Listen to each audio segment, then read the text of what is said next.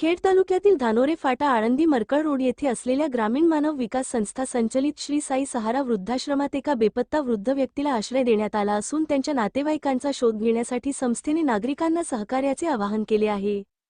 विलास हिराचंद गोंदिया वय 60 वर्षे असे या वृद्धाचे नाव असून त्यांचा कायमस्वरूपी पत्ता किंवा इतर वैयक्तिक माहिती अद्याप उपलब्ध झालेली नाही। मिळालेल्या माहितीनुसार आळंदी पोलीस स्टेशनमध्ये संबंधित वृद्ध व्यक्तीची मिसिंग म्हणून नोंद करण्यात आली होती। त्यानंतर पोलिसांनी त्यांना तात्पुरता निवारा देण्यासाठी श्री साई सहारा वृद्धाश्रमाशी संपर्क साधला। पोलिसांच्या विनंतीनुसार संस्थेचे अध्यक्ष संतोष अंबादास साळवे आणि सचिव संतराम अंकुश सावंत यांनी मानवतावादी भूमिका घेत विलास गोंदिया यांना वृद्धाश्रमात दाखल करून त्यांच्या निवास भोजन आणि आरोग्यविषयक गरजांची जबाबदारी स्वीकारली आहे।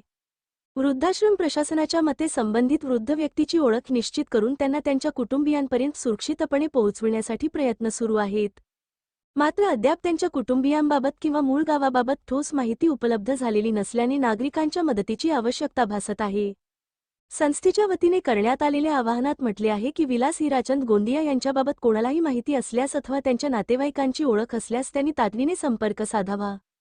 समाजातील नागरिक, सामाजिक संस्था, प्रसारमाध्यमे तसेच सोशल मीडियावरील वापरकर्त्यांनी ही माहिती अधिकाधिक लोकांपर्यंत पोहोचविल्यास संबंधित वृद्ध व्यक्तीला त्यांच्या कुटुंबियांशी पुन्हा एकत्र आणण्यास मदत होऊ शकते। सध्या श्री साई सहारा वृद्धाश्रमात त्यांची योग्य ती काळजी घेतली जात असून त्यांच्या कुटुंबियांचा शोध लागेपर्यंत संस्थेकडून सर्व आवश्यक सुविधा उपलब्ध करून दिल्या जात आहेत। संबंधित व्यक्तीची ओळख पटविण्यासाठी आणि त्यांच्या नातेवाईकांपर्यंत ही माहिती पोहोचावी यासाठी नागरिकांनी ही बातमी जास्तीत जास्त शेअर करण्याचे आवाहनही संस्थेने केले आहे। विलास हिराचंद गोंदिया यांच्याबाबत कोणतीही माहिती असल्यास नागरिकांनी श्री साई सहारा वृद्धाश्रम धानोरे फाटा आळंदी मरकळ रोड तालुका खेड जिल्हा पुणे येथे संपर्क साधावा किंवा 8446830013 पुन्हा एकदा 8446830013 या क्रमांकावर माहिती द्यावी असे आवाहन संस्थेच्या वतीने करण्यात आले आहे।